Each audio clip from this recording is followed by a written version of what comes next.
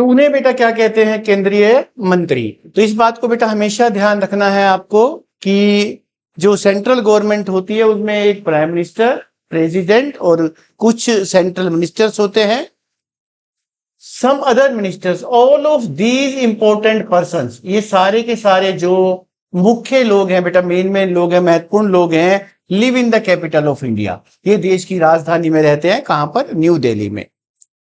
Due to very big area of our country, due to का मतलब अभी लिखा है बेटा के कारण, कि अपने जो देश का क्षेत्रफल है बेटा, जो जगह है वो बहुत ज्यादा है। इट कैन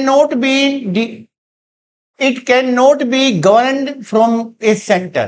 तो इतनी बड़े देश में क्या क्या चल रहा है बेटा, एक जगह से संभालना बहुत मुश्किल काम हो जाता है। देखना, therefore the whole country has been divided, इसलिए पूरे देश को हमने छोटे एडमिनिस्ट्रेटिव पार्ट्स का मतलब होता है कुछ प्रशासनिक हिस्सों में तोड़ा है। मतलब पूरे देश के टुकड़े किए हमने, वैसे टुकड़े नहीं, बस सिंपल एक कि काम संभल जाए उस हिसाब से हमने उसको बांटा है। विच आर कॉल्ड स्टेट्स, और इन छोटे जो एडमिनिस्ट्रेटिव पार्ट्स हैं, एडमिनिस्ट्रेटिव, ध्यान से बोलेंगे बेटा, एडमिनिस्ट्रेटिव पार्ट्स जो हैं इनको क्या कहते हैं हम? स्टेट्स। स्टेट्स मतलब राज्य।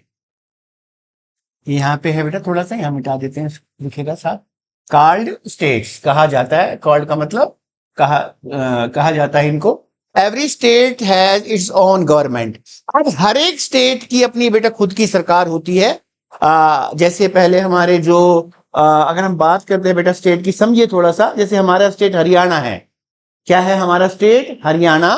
तो हरियाणा का जो चीफ मिनिस्टर होता है, मतलब पूरे जो राज्य को संभालता है, जिसको चार्ज दिया गया है ऊपर से सेंट्रल गवर्नमेंट से। पहले तो स्टेट्स में बांटा, फिर हर एक स्टेट्स को, जैसे स्टेट्स है बेटा यहाँ पे बहुत सारे हमारे, तो हमारा हरियाणा भी है, यहाँ पंजाब है, यहाँ हिमाचल है, अलग अलग स्टेट है। तो जो पूरे देश की सरकार थी, अभी सेंट्रल गवर्नमेंट पड़ा, उसने अलग अलग काम संभाल दिए, आप अपना करो, आप अपना करो। जैसे अब श्री नायब सैनी हमारे मुख्यमंत्री, उससे पहले खट्टर थे, तो इन काम को बांट दिया जाता है ताकि हर एक अपना अपना काम को संभालता रहे। फिर से देखेंगे बेटा, every state has its own government, तो हर एक राज्य की भी अपनी सरकार होती है। It has its own capital, और हर एक राज्य की अपनी कैपिटल भी होती है। तो एक नया क्वेश्चन आपके लिए बेटा, आप मुझे बताइए कमेंट में कि हरियाणा की राजधानी कौन सी है, हरियाणा की कैपिटल कौन सी है? Like a central government, like मतलब की तरह, सेंट्रल गवर्नमेंट की तरह, governor, chief minister and many other ministers.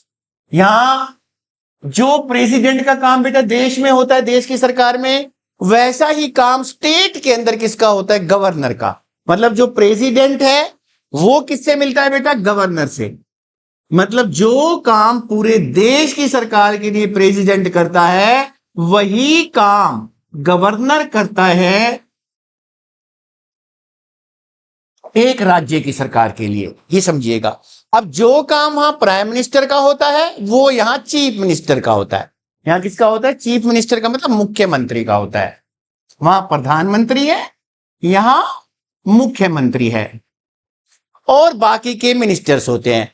जो सेंटर में काम करते हैं बेटा, उन्हें सेंट्रल मिनिस्टर्स कहते हैं, और जो स्टेट में काम करते हैं उन्हें स्टेट मिनिस्टर्स कहते हैं। And many other minister together, together का मतलब साथ साथ, गवर्न द स्टेट। तो गवर्न का मतलब शासन करते हैं वो स्टेट के अंदर। All of these live in capital of states. जैसे जो सेंटर के थे वो देश की राजधानी में रह रहे थे, तो जो ये वाले तीनों लोग हैं, मतलब गवर्नर और चीफ मिनिस्टर और तीसरे कौन थे बेटा? स्टेट मिनिस्टर्स, वो कहां रहते हैं? राजधानी के अंदर। अभी मैंने आपसे क्वेश्चन पूछा था कि हरियाणा की कैपिटल का नाम भी बताना है जहां ये लोग रहते होंगे। Some parts of our country is govern by central government directly. अब एक चीज और समझेंगे बेटा, ये थोड़ी सी मेन चीज है कि हमने पूरे देश के स्टेट्स बना लिए बेटा। अब उन स्टेट्स में कुछ और खास जगह भी है, उनको जो सेंट्रल गवर्नमेंट है वही कंट्रोल करती है।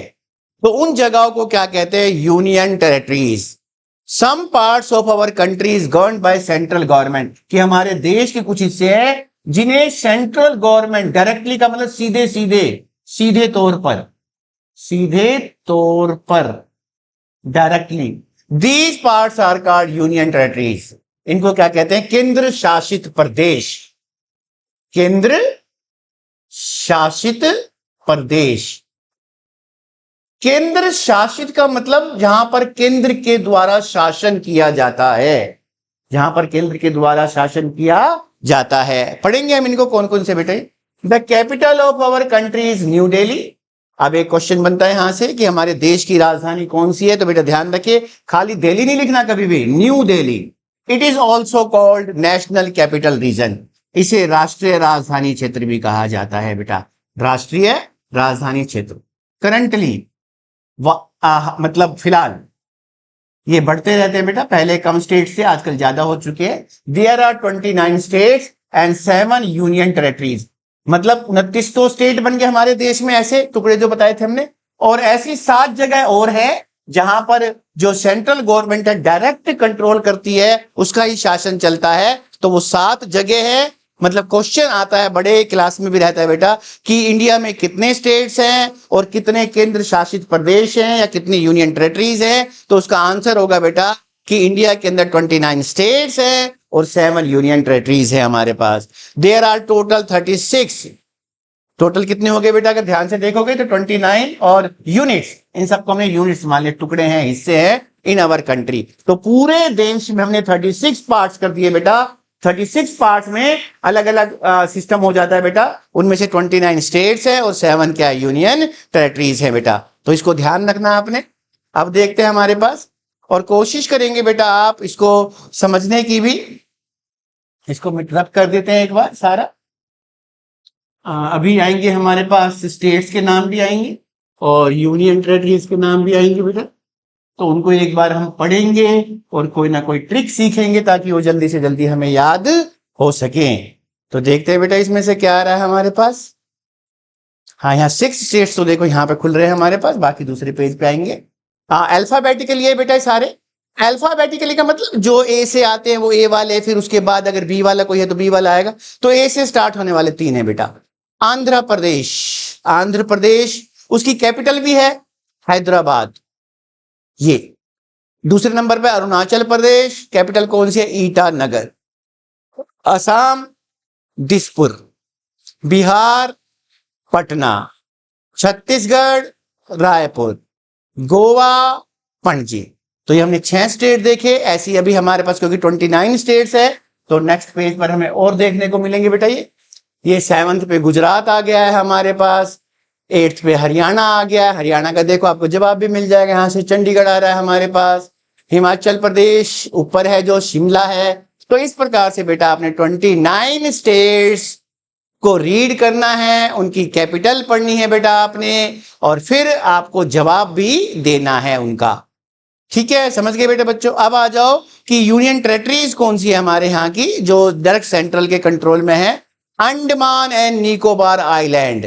आइलैंड का मतलब होता है द्वीप। द्वीप मतलब ऐसी जगहें जो समुद्र के ठीक बीच में होती है, इसके चारों तरफ समुद्री समुद्र होता है बेटा। एक लैंड वाला हिस्सा होता है जहां पर कुछ भी रहने की जगह हो सकती है और उसके आसपास चारों तरफ से किससे गिर जाता है, ये आपको भी कहते हैं बेटा द्वीप। तो दूसरा है चंडीगढ़। चंडीगढ़ जो अपना में शहर है उस पर कंट्रोल सेंट्रल गवर्नमेंट का रहता है। Dadra and Nagar Haveli, Daman and Diu, Lakshadweep, और उसके बाद 2 और हैं बेटा हमारे पास जो हम देखेंगे अभी। तो ये 7 यूनियन टेरिटरीज है बेटा हमारे पास, ये आ चुकी है हमारे पास 7 यूनियन टेरिटरीज में। तो 6 नंबर पे अगर हम बात करते हैं तो बेटा आ गया national capital region Delhi. Delhi वाली कुछ अंदर का जो मतलब थोड़ी सी समझने की बात है बेटा, ध्यान से सुनिएगा। दिल्ली स्टेट्स के अंदर में भी आता है और दिल्ली यूनियन टेरिटरीज में भी आता है। तो ये थोड़ी सी जब आप बड़े हो जाओगे तो समझोगे। तो कई जगह इसमें ऐसी हैं जो डबल कंट्रोल में रहती है, स्टेट के में भी और सेंटर के में भी। दिल्ली, पौंडीचेरी, इसकी राज कैपिटल भी पौंडीचेरी है। Children look at the political map of India. आप पॉलिटिकल मैप पे देखो, पॉलिटिकल का मतलब राजनीतिक मैप, मतलब नक्शा जो है इंडिया का जिसमें स्टेट्स को दिखाते हैं हम। यू विल सी दैट, आप देखोगे क्या देखोगे बेटा, that some states are very big, some are very small. कि कुछ तो बहुत बड़े हैं उनमें से और कुछ बहुत छोटे हैं हमारे पास। ये ध्यान रखना है बेटा थोड़ा सा इसको, कुछ बड़े हैं और कुछ कैसे हैं, छोटे। The biggest states of India, जो बिगेस्ट स्टेट्स हैं, जो बड़े वाले स्टेट है हमारे पास बेटा, the biggest states of India is Rajasthan. यहां थोड़ा दिखाई नहीं दे रहा है तो इसको हम थोड़ा सा कोशिश करते हैं मिटाने की बेटा। जो बिगेस्ट स्टेट्स उनमें राजस्थान का नाम आता है, एंड द स्मॉलेस्ट स्टेट्स पूरा लिख देते हैं, यहाँ पे बिग था बेटा गोवा, घूमने की जगह है, समुद्र के किनारे है। Uttar Pradesh has the highest population. Uttar Pradesh, अगर हम लोगों की बात करें कि किस स्टेट में सबसे ज्यादा लोग रहते हैं बेटा, तो उसका आंसर क्या होगा, उत्तर प्रदेश।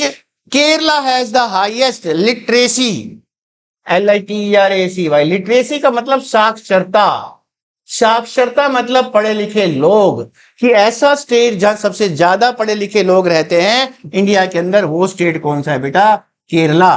कौन सा है, केरल बुलाते हैं हिंदी में वैसे हम, लेकिन इंग्लिश में जब पढ़ते हैं तो केरला बुलाते हैं इसको।